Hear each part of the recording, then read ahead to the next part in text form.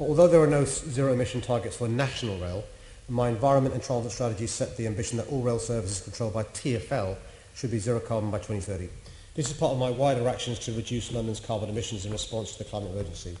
I've published one of the world's first climate action plans to be compatible with the Paris Climate Agreement. These measures will help us meet my targets for a zero-emission transport network and zero-carbon city by 2050. TfL's action to cut emissions from rail include removing diesel trains from the Gospel Oak to Barking London Overground line, with the full route being serviced by new state-of-the-art electric trains by late summer. And when the Elizabeth line is fully operational, all TfL rail services, including tube, tram and light rail, will be electrified. TfL is also making the tube and rail services as energy efficient as possible while delivering the increases in service frequency that London needs. New Piccadilly line trains are to be introduced from 2024. They'll be energy efficient through a lighter weight, articulated design, and trains will also include full regenerative braking capability to recover traction energy and efficient traction motors. Reaching zero carbon rail by 2030 depends on securing zero carbon electricity. And TfL has undertaken detailed feasibility work to establish the scale of renewable energy generation it can potentially install across its network, and is currently working to install 1.1 megawatt of solar across its estate. TfL is exploring opportunities to connect the rail network directly to renewable energy sources in London and the South East, and has had positive discussions with potential suppliers earlier this year. However, even allowing for these opportunities, the majority of electricity supply to tube and rail will come from the grid, and the grid is forecast to decarbonize by over 55% by 2030. But to reach my zero carbon railway ambition, TfL will have to change the way it procures grid electricity, including potentially towards longer-term power purchase agreements with a renewable energy generator and others. TfL developing a procurement strategy for achieving this, which will be finalised in spring 2020. Great.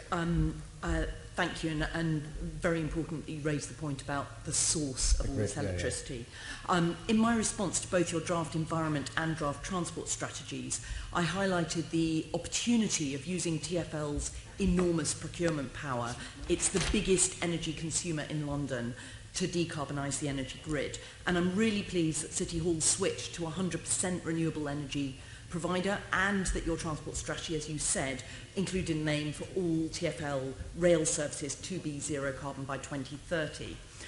However, according to your answer to my question in June 2019 on the GLA functional bodies and renewables, currently only 0.01% of the energy consumed by TfL last year is from renewable sources.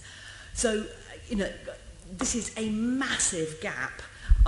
Do you agree that this is a failure that needs to be put right, and urgently, particularly as you've got so much influence over these TfL contracts? Can I say, Chair, this is one question mark. I don't think I disagree with anything that's been asked in the question except the use of the word failure.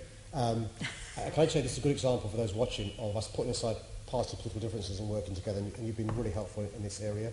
I think you're right, we've got to do much better. Can I just explain what we do now? What we do now is we use the standard grid mix of renewable, nuclear and fossil fuel derived energy. But you're right, we are the biggest consumer in London. We've got huge purchasing power, and so what I've said to TfL, and they're going to do this, is bring forward a plan by spring 2020, and what should excite you, I hope, is the opportunity for power purchase agreements and be a leader here. So hopefully we can continue to work together to make more swifter progress. Certainly, I was looking at your TfL energy strategy update from the 10th of July, which was absolutely talking about these power purchase agreements, and also referred to a number of solar and onshore wind projects that have planning permission but actually need a contract to be built. So will you use TfL's purchasing power to enter those power purchase agreements to get some of these shovel-ready renewable projects off the ground? Well, I obviously can't commit before the strategy's done, but that's the idea. The idea is, can we do things swifter rather than later? Because what we don't want to do is wait till the mid-2020s or late 2020s. And if there are things ready to go, we'd like to go. There are some downsides with long-term power purchase agreements, so we'd have to have a diversity of supplies. Yep. But I think the spirit behind your question is certainly accepted by me, and we want to make sure we move TfL to a place where it's a value for money, as well as being a leader in this at a time of climate emergency. I mean, the risk is that you miss this massive opportunity to support renewable energy projects and make a bold shift in TfL's climate performance. Given that just 0.01% of TfL's energy is coming from renewables at the moment, what percentage are you going to be calling for when the energy contracts are renewed, which I believe is in 2022? Well, firstly, I mean, the premise of your question assumes that it's not fluctuating. So just to finish what I was saying, so currently the standard grid mix, as I said, is renewable, nuclear and fossil fuel, but the proportions change on a second-by-second basis depending on weather conditions.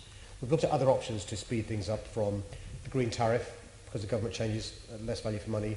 Also, renewable energy guarantees of origin. There are some downsides to doing that in relation to it doesn't bring in new flows in. So power purchase agreements is the obvious thing to look into. And so we're exploring what we can do in relation to that. Secondly, we're trying to reduce energy consumption. Really important that we do so. But it's important, as you've said, we increase renewable generation, and we want to play our role in doing so. I'm out of time, but if you could write to me with some interim targets, that would be brilliant.